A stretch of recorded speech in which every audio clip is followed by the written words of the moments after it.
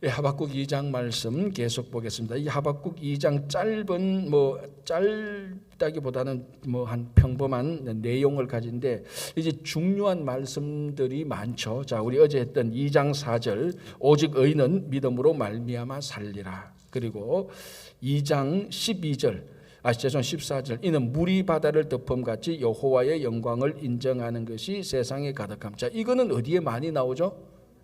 찬송가, 복음성가, 같은 우리는 찬송가에 이 물이 바다를 덮음 같이 여호와 영광을 인정하는 것이 세상에 가득하는 그러니까 이 복음성가, 찬송가 때문에 이 구절이 유명했습니다. 그 전에는 사실은 그냥 참 말씀 좋다라고 생각했는데, 자, 그리고 2장 20절 오직 여호와는 그 성전에 계시니 온 땅은 그 앞에서 잠잠할지니라. 이건 어디에서 주를 많이 사용하죠? 예배 시작하기 전에 기원문 할 때 콜 투 워십, 이제 예배를 부르고 이제 우리가 예배 드리겠습니다. 다 이제 스탠드업 일어서시라고 이제 묵도할 때 이 구절을 많이 하죠. 오직 여호와는 그 성전에 계시니, 그러니까 이제 그 맥락에서 보면은 하나님께서 지금 우리 성도들이 모인 이곳에 계시니 온 땅은 그 앞에서 잠잠하라. 자, 이제 모든 것을 다 잠잠하게 하고 하나님께 경배드리자. 라는 그때에 이제 사인을 줄 때 우리가 이 말씀을 많이 인용합니다. 자, 그렇다고 해서 이 말씀이 그때만 사용되어지는 게 절대로 아닙니다.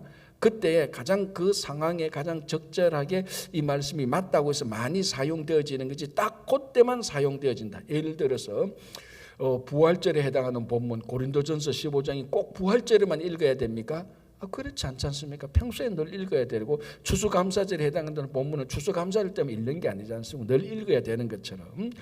그래서 이 하박국 2장에 이렇게 중요한 구절들, 우리한테 참 우리가 평소에 늘 많이 듣는 이런 구절들이 이 하박국 2장인데요. 내일은 하박국 3장은 또 유명한 말씀들이 굉장히 많습니다. 그러니까 이 하박국이 1장, 2장, 3장밖에 안 되는 이 짧은 내용에 우리가 참 평소에 많이 좋아하고 많이 인용하고 많이 묵상하는 내용들이 이 안에 참 많이 있는데요. 자, 오늘은 이제 2장 5절부터 보겠습니다. 자, 어제까지 사실은 1장 1절에서 2장 4절까지 다시 간략하게 요약하면은 하박국이 질문하고 하나님께서 그 질문에 대한 내용들은 사실은 다 끝났습니다. 첫 번째 질문이 뭐였습니까? 왜 우리 땅에 사는 유다 땅에 악이 이렇게 많습니까? 자, 거기에 대한 하나님의 답이 뭐였습니까? 걱정하지 마라. 그 악 내가 바빌론을 들어서 다 정리하겠다. 그래서 대답이 끝났습니다. 그런데 그 첫 번째 대답으로 인해서 두 번째 질문이 생기죠. 아니, 작은 악을 제거하기 위해서 더 큰 악을 불러들이다니요. 더 큰 악 바벨론이죠. 그럼 이 더 큰 악을 하나님께서 도구로 쓴다니 이게 어떻게 된 겁니까? 라고 말하니까 하나님께서 그것도 걱정하지 마라. 하나님께서 정한 때에 그것도 다 심판하겠다라는 겁니다. 어떻게 보면 내용은 굉장히 간단해요. 간단한데 이것이 실제적인 우리 삶 속에 들어올 때 우리가 이런 행편에 딱 빠졌을 때는 굉장히 이게 이제 상황이 복잡하고 혼돈과 갈등 속에 막 일어나는 겁니다. 그러니까 어떤 상황에 빠진 사람을 옆에서 볼 때는 간단하게 정리해 줄 수 있습니다. 야, 너 그러지 마. 그건 1, 2, 3 이렇게 하면 돼. 그런데 그 상황에 있는 사람은 그것이 간단하게 1, 2, 3으로 정리가 안 되는 거죠. 굉장히 혼란과 갈등 속에 있습니다. 이제 우리가 이 하박국 문제를 볼 때 하박국 선지자가 고민했던 것 1장 1절에서 2장 4절까지 사실 간단하게 끝납니다. 결국 한마디로 말하자면 그 모든 악은 하나님의 통치 안에 있다. 그리고 하나님께서 정한 시간에 이 하나님께서 통치력을 발휘해서 모든 악들을 다 제거할 것이다. 이겁니다. 이렇게 말하는데 30초도 안 걸리죠. 그러나 우리가 그 속에 빠져버리면 이건 평생 고민을 하게 되는 겁니다. 그런 사실은 우리 집에 갈등이 있습니다. 그런데 이 갈등을 하나님께서 주신 말씀으로 계속 우리 삶에 우리가 받아들이고 우리 삶에 그것을 적용하고 실천할 때 이제 하나님의 말씀으로 우리가 삶을 살아가게 되는 그런 모습이 이루어지는 겁니다. 자, 이제 계속해서 하박국 선지자가 거기에 대한 답변을 해나갑니다. 이제 그 답변은 설명하는 답변이죠. 자, 그러면은 바벨론을 들어서 유다의 악을 제거하는데 이 바벨론은 더 큰 악이다. 자, 그걸 하나님이 알고 계신다는 겁니다. 모른다는 게 아니죠. 자, 그래서 그 바벨론의 악에 대해서 바벨론이 얼마나 악한 민족인가에 대해서 2장 5절에 이렇게 말합니다. 자, 다시 한 번 더 읽어드릴게요. 그는 술을 즐기며 거짓되고 교만하여 가만히 있지 아니하고 서울처럼 자기의 욕심을 넓히며 또 그는 사망 같아서 족한 줄을 모르고 자기에게로 여러 나라를 모으며 여러 백성을 모으나니. 자, 이게 바빌론이 행한 죄를, 바빌론의 죄악을 이렇게 말하고 있는데, 자, 이게 뭐 우리 주변에 이런 사람들 수두룩하지 않나요? 술을 즐기며, 남자들이 90% 이상 다 해당되고, 거짓되고, 모든 인간 100%가 다 해당되고, 교만하며, 약간의 뭐라도 있는 사람은 다 교만합니다. 약간의 물질이 다른 사람보다 좀 더 있다, 약간의 어떤 뭐 능력이 있다, 또 교만하고, 영적 교만도 약간만 성경 좀 더 잘 알면은 내가 그래도 성경, 영적 교만.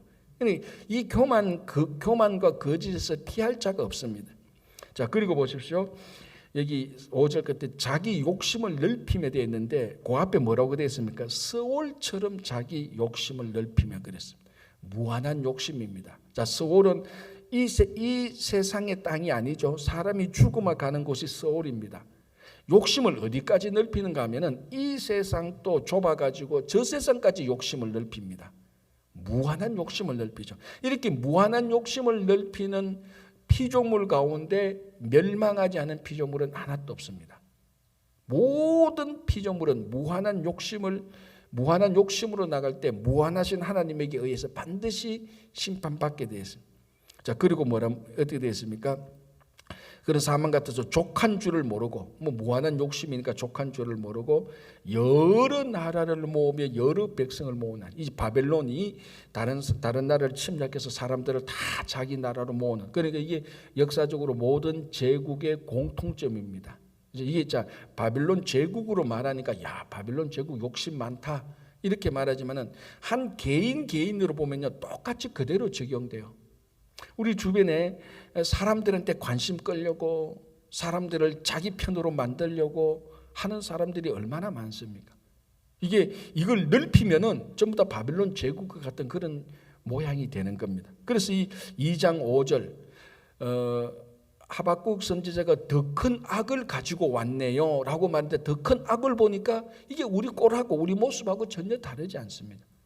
우리 안에 하박국 선지자가 고민했던 어떤 이 작은 악을 제거하기 위해서 하나님께서 사용했던 이 바벨론 큰 악, 이 큰 악을 막 이 하박국 선지자가 한탄하는데 그 큰 악의 모습을 가만히 보니까 그 큰 악, 바벨론의 죄악의 패턴을 보니까 우리하고 다르지 않다는 겁니다. 똑같다는 겁니다.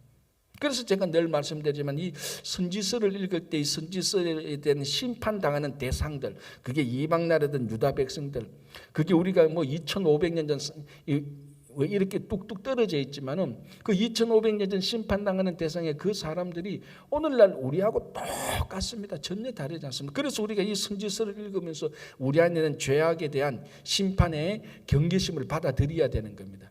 그때 우리가 하나님 앞에 잘못을 알게 되고 회개하게 되고, 이 회개하게 될 때 더 성숙하고 변화되는 그런 것들을 알 수 있습니다.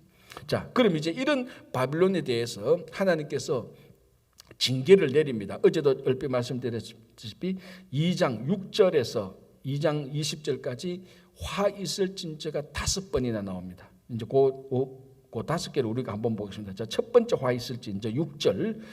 그 무리가 다 속담으로 평론하며 조롱하는 시로 그를 풍자하지 않겠느냐. 자, 이 말이 뭔가 하면은, 그러면은 이제 바빌론에 대해서 어떤 심판이 내어지는가 하면 많은 사람들이 바빌론을 조롱하게 될 것이다.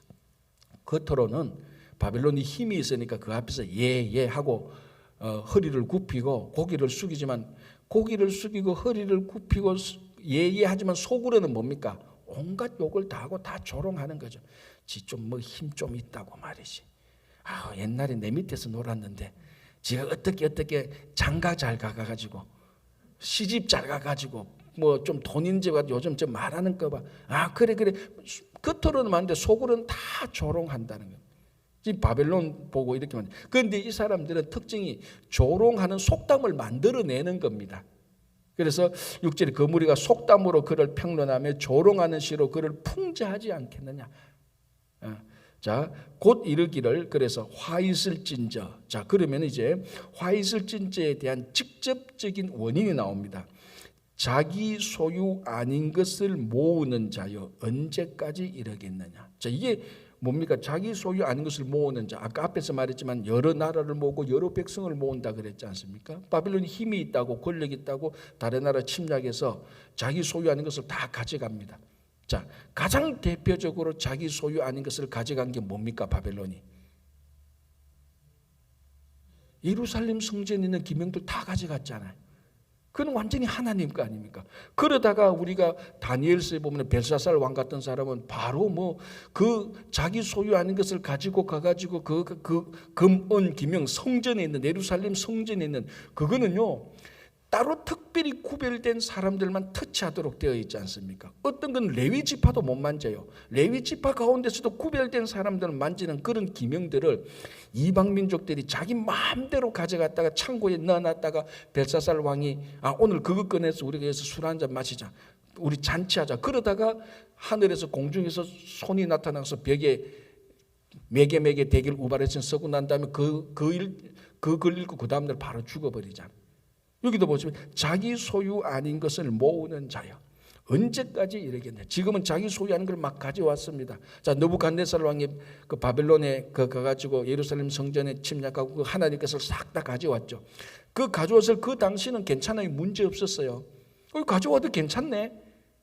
괜찮아. 참 예쁘게 잘 만들었다. 뭐 이렇게 하다가 그 자녀 때 와서 벨사살 왕이 그거 가지고 장난치다 그거 가지고 잔치하다가 거기서 다 심판당해버리는 케이스가 화 있을진저 자기 소유하는 것을 모으는 자요.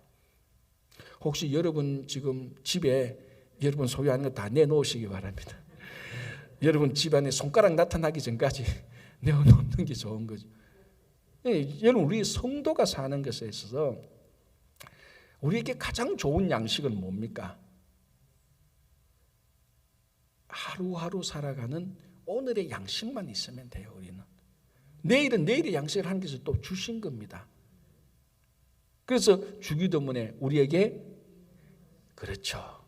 LA 고기를 달라고도 말하지 않고 애굽의 고기 달라고도 말하지 않고 오늘 하루 일용할 양식을 주십시오. 근데 살아보면은 하나님께서 일용할 양식 안 줄 때가 없죠.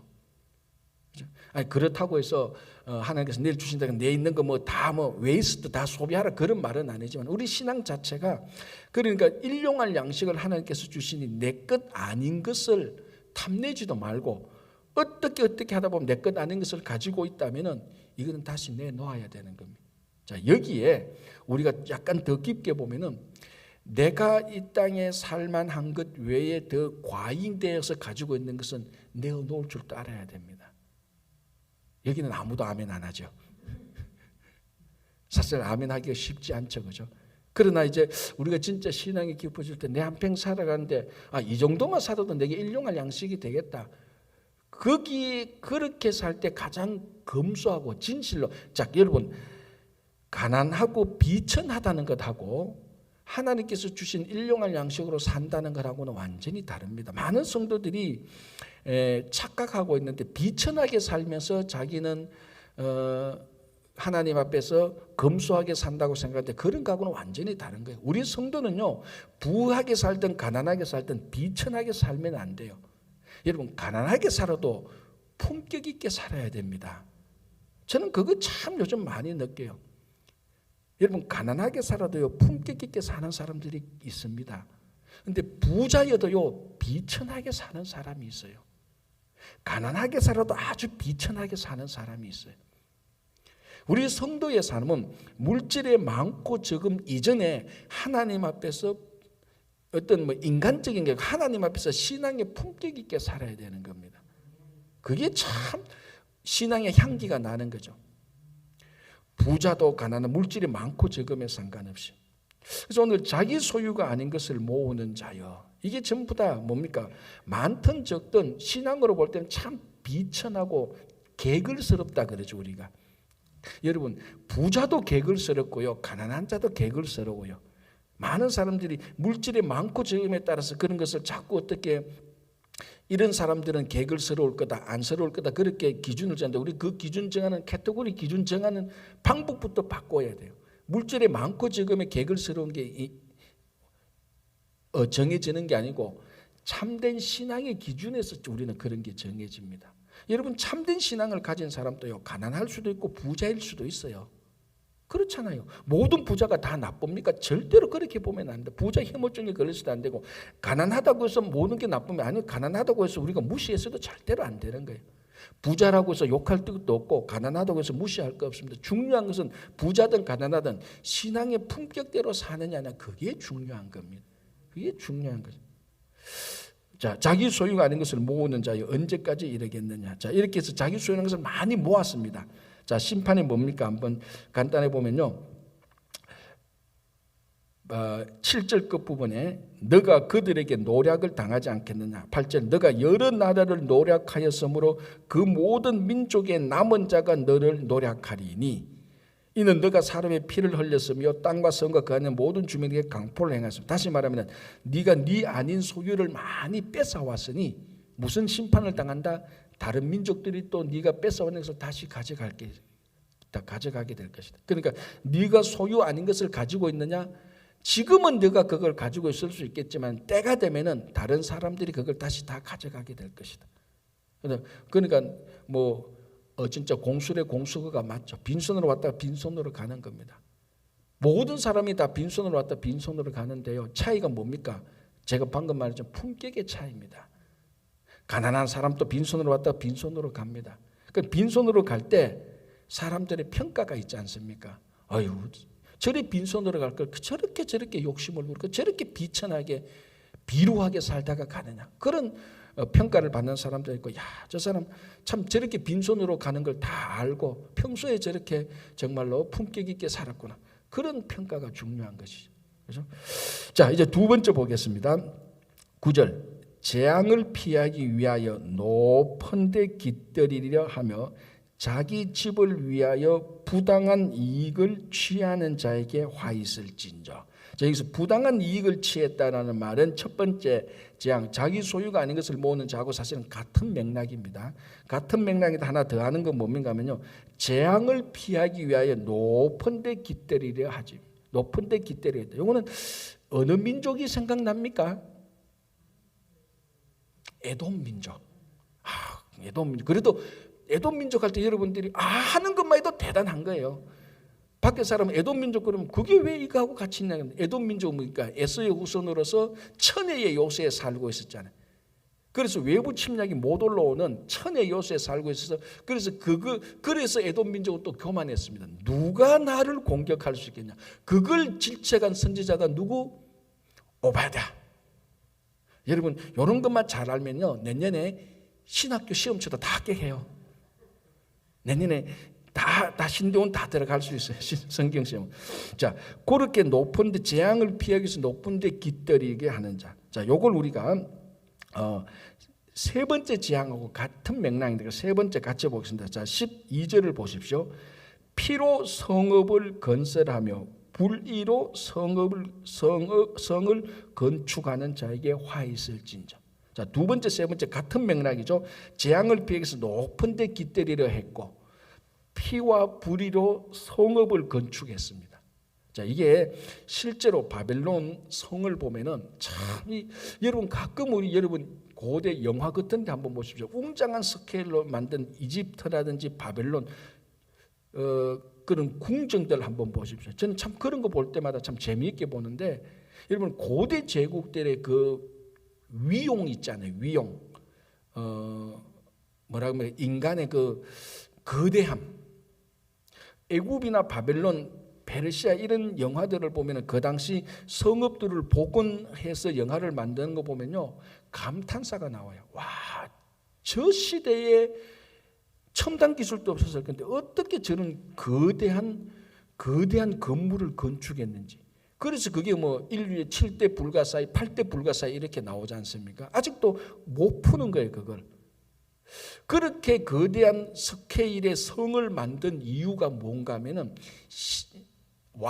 황제는 신이라고 생각을 했어요, 자기들이.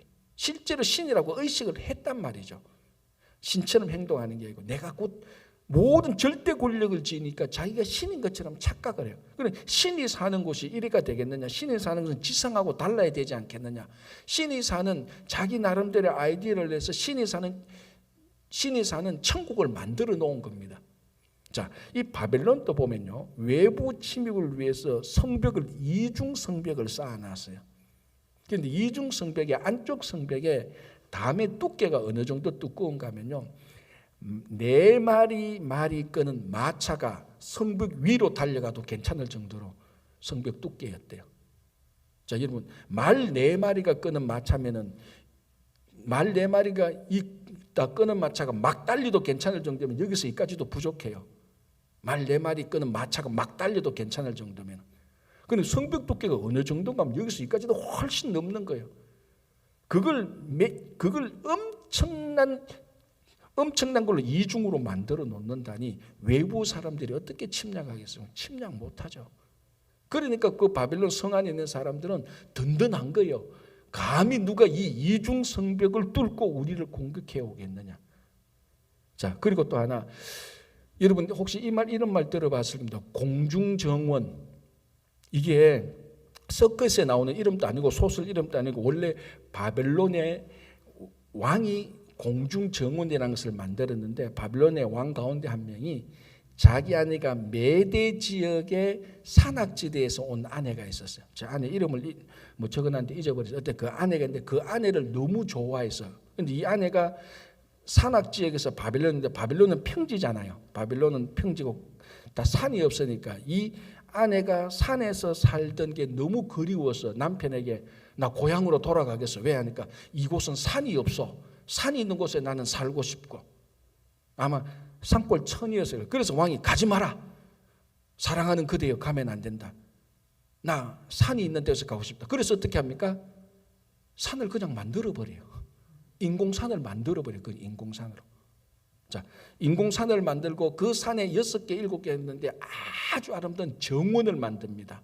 여러분, 산을 만들고 정원을 만들면 그게 얼마나 많은 꽃과 나무를 가져다 심어야 되겠습니까?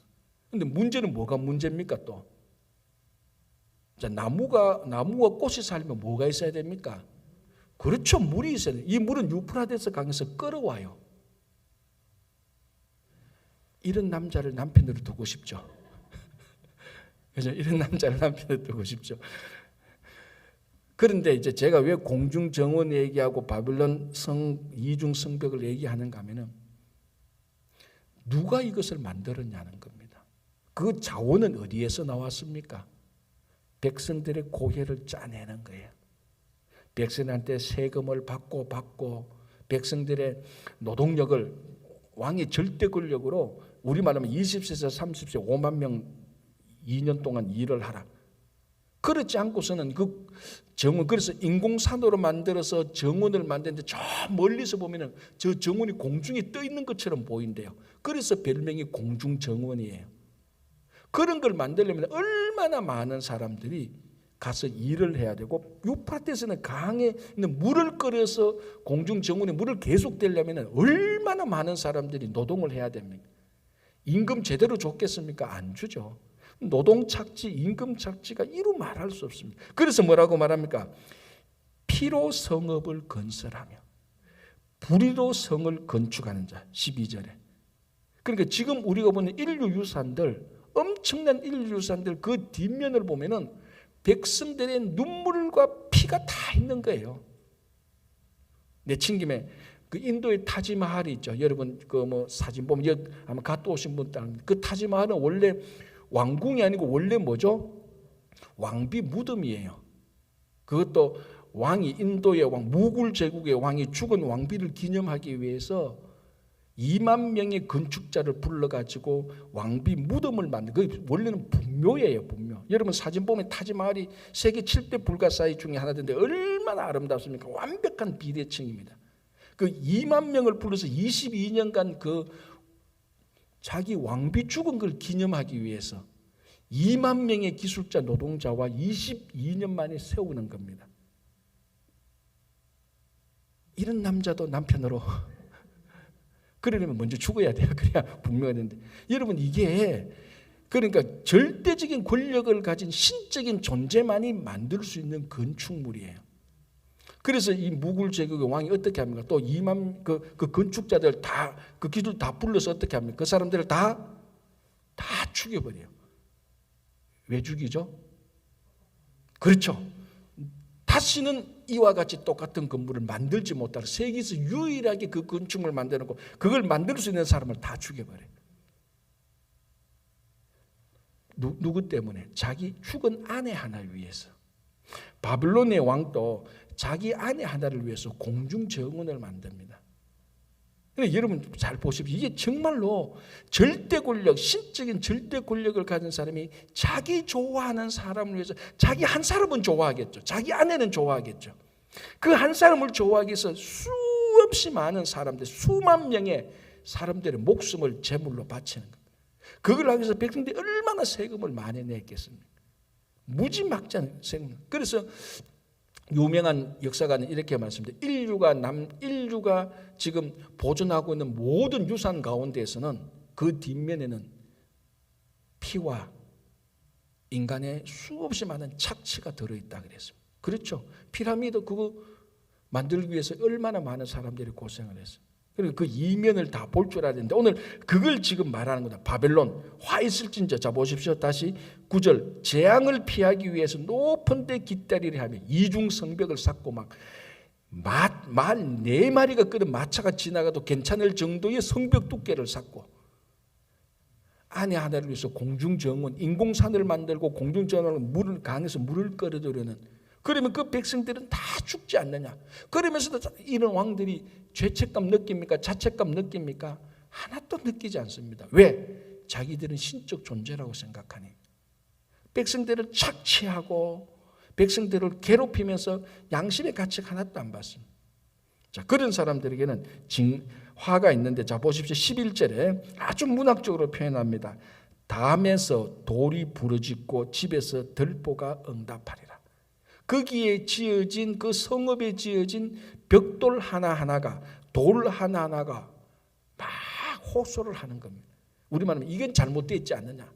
이 성벽을 짓기 위해서 얼마나 많은 사람들이 피를 흘리며 가정이 부서지며 사람들이 고통을 당했느냐. 돌이 막 하소연하고 집안에 들보가 그 하소연에 응답한다는.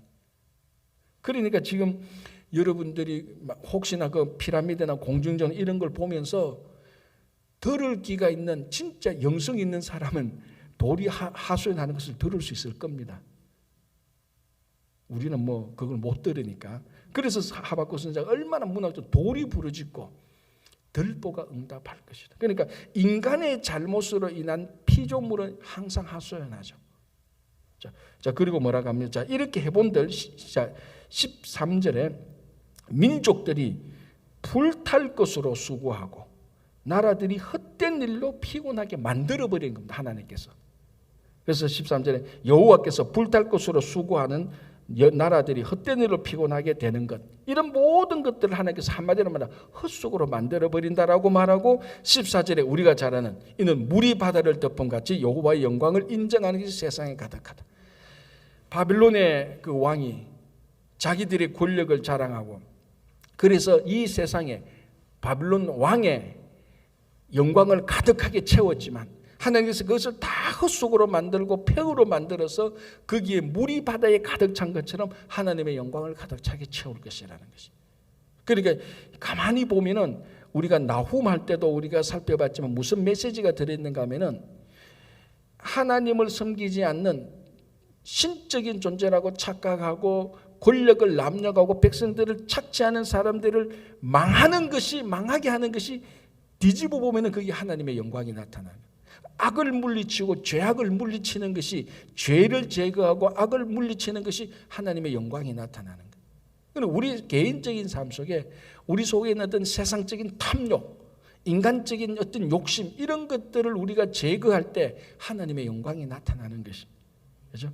자 이제 네 번째 15절. 이웃에게 술을 마시게 하되 자기의 분노를 더하여 그에게 취하게 하고 그 하체를 드러내려 하는 자에게 화했을진저. 이웃에게 술을 마시게 한다. 술을 권해서 방탕하게 하고 취하게 하고 그리고 하체를 드러내게 한다. 이게 여성의 음탕을 말하는 겁니다. 누가? 바벨론이. 그래 바벨론의 문화를 보면 굉장히 성적인 타락 것들이 많이 있죠. 그 성적인 타락은 종교적인 타락하고 다 똑같이 어울려져 갑니다. 그래서 그래서 요한계시록에서 바벨론을 뭐라고 부릅니까? 음녀라고 부르는 겁니다. 그래서 바벨론을 음녀라고 부르는데 이게 얼마나 웃기는가 하면 요즘 시대는 성경이 말하는 음녀와 같은 여인은 성적 매력이 있다고 오히려 더 추앙시해요. 그게 오늘날 시대의 사람들이 왜곡된 미적 감각입니다. 성경은 그 여인을 음녀라고 말하는데 세상은 그런 여인이 되려고 계속 자기 몸을 다듬고 성형 수술하고 그런 매력적인 여인이 되려고 노력하고 성경은 그런 여인들을 다 음녀라고 부르는데 바벨론을 다 음녀라고 부르는데 이 세상은 그런 여인을 자꾸 따라가고 있는 잘못된 기준을 가지고 있어요.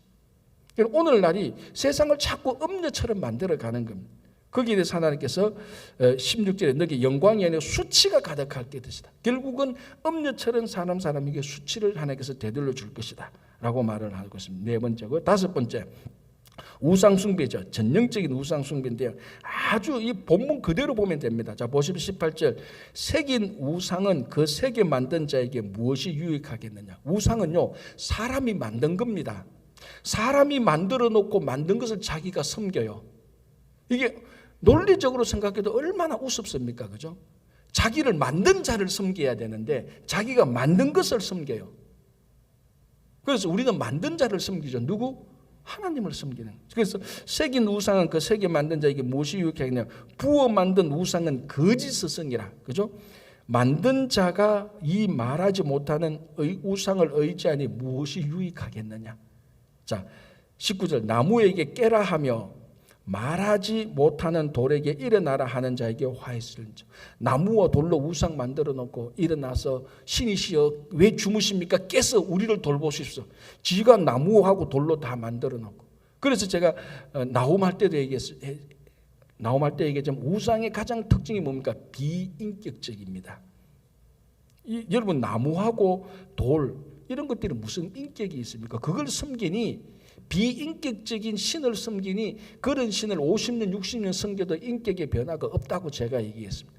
그게 바빌론에서만 일어나는 게 아니고 교회 안에서도 똑같이 일어난다는 거예요. 하나님을 인격적인 하나님이 아니고 하나님을 마치 바빌론 사람이 돌과 나무로 만든 우상처럼 그냥 섬기는 거예요.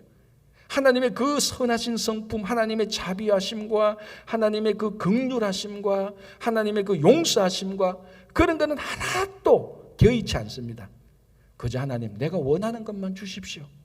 그게 우상 섬기는 패턴하고 하나도 다르지 않습니다. 여러분 한번 생각해보세요. 하나님 내가 원하는 것을 주십시오. 하나님 그때그때마다 다 줬다 하십니다. 이런 사람이 50년 신앙생활하는데 인격이 바뀌겠습니까? 절대로 바뀌지 않아요. 여러분 알라딘의 마술 램프를 가지고 있다고 해서 인격이 바뀝니까? 안 바뀌죠. 왜? 알라딘의 마술 램프는 인격적인 존재가 아니니까. 하나님을 알라딘의 마술 램프처럼 취급하고 살아가는 사람들이 얼마나 많은지 모릅니다. 이 특별히 마지막 이 재앙은요 오늘날 우리의 크리스찬들에게 주는 겁니다. 하나님을 우상시 하나님을 우상처럼 만들어 놓은 거예요. 그렇죠? 자, 그래서 화이스전죠. 그것이 교훈을 베풀겠느냐? 무슨 교훈? 못 베풀죠. 교훈을 해도 안 듣죠. 그렇죠? 자, 베풀겠냐? 나보로 이는 금과 은으로 입힌 것인지 그 속에는 생기가 도무지 없다. 금과 은으로 입힌 게 위장된 것이지 그 속에 생기가 없다. 생명이 아니다. 인격적인 존재가 아니다. 자, 그렇게 해서 다섯 번째 끝나 결론은 여호와는 성전이기. 자, 이 성전은 건물로 된 성전이기도 하지만 온 세상이기도 합니다. 절대로 건물에 제한시키면 안 되는 하나님은 이 건물에도 계시고 온 성전에 계신 하나님은 이 바빌론에도 계시니 너희는 그 앞에서 잠잠하라. 하나님 앞에서 온 땅이 잠잠하라. 하나님 앞에서. 바빌론 우상이나 물질이나 그게 아니고. 그래서 오늘 우리가 이 하박국 2장을 보면서 다시 한번 이 다섯 가지 화 있을진저에 우리 안에 있다면 빨리 제거하고 정말 우리는 인격적인 하나님, 그 인격적인 하나님을 만나서 하나님의 선한 하나님의 성품을 우리가 가질 수 있는 여러분 되시기를 간절히 바랍니다. 기도하겠습니다. 하나님 감사합니다. 오늘 하루를 시작하면서 하박국 선지자의 말씀을 듣고 우리 삶이 그 옛날 바벨론 제국의 삶과 많이 유사하다는 것을 보면서 다시 한번 온전히 선한 그리고 우리를 창조하신 여호와 하나님께 나아가기를 간절히 원합니다. 그래서 하나님의 선한 성품을 우리가 이어받을 수 있도록, 그래서 우리가 정말 이 땅에 빛과 소금이 되게 하여 주시옵소서. 주님, 우리 가운데 여러 가지 어려움으로 하나님께 기도하고 있는 심령들이 있습니다. 건강으로 우리 김영만 장님, 이창건 지사 특별히 지켜주시고, 또 재정으로, 또 자녀들의 일로, 가정의 일로, 일터의 일로 여러 가지 기도 제목으로 하나님께 나오는 심령들이 있사오니 하나님 그들의 심령의 소리를, 기도의 소리를 들으시고 꼭 응답하여 주시옵소서. 예수님 이름으로 기도합니다. 아멘.